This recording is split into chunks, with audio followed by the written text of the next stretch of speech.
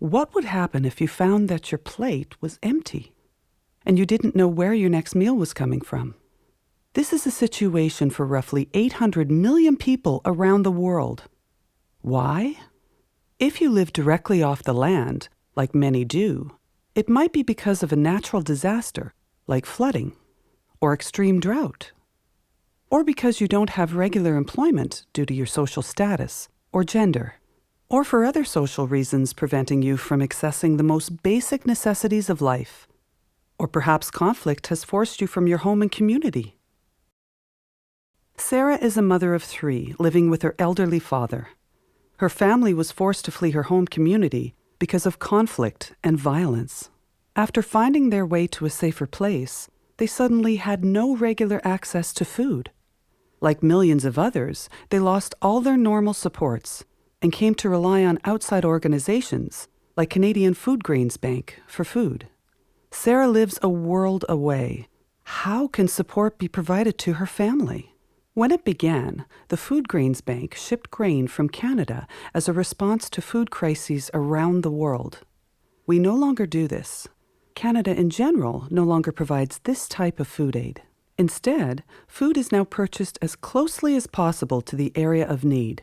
This is less expensive, more efficient, and ensures the most appropriate food for those in need. It is also important for supporting local farmers and food producers.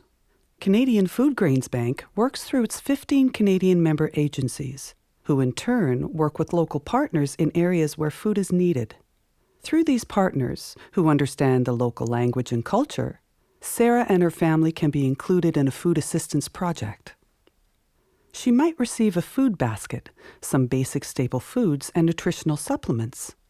If she is able, she could participate in a Food for Work project and receive food as payment for work which further contributes to the development of her community. If she were living on farmland, she may also receive seeds or tools, or even animals which provide food and income for the family. If Sarah is living in a place where there are good markets with available food, she could receive cash or food vouchers to be used with approved food vendors in local markets. This ensures people have access to food in the most practical and helpful way. Now, Sarah and her family can worry a little bit less about where their next meal is coming from and make plans to get their lives back to normal as quickly as possible. Food assistance is one important way that the Foodgrains Bank, in cooperation with the Canadian government, is providing food to the people who need it most. To donate, go to foodgrainsbank.ca.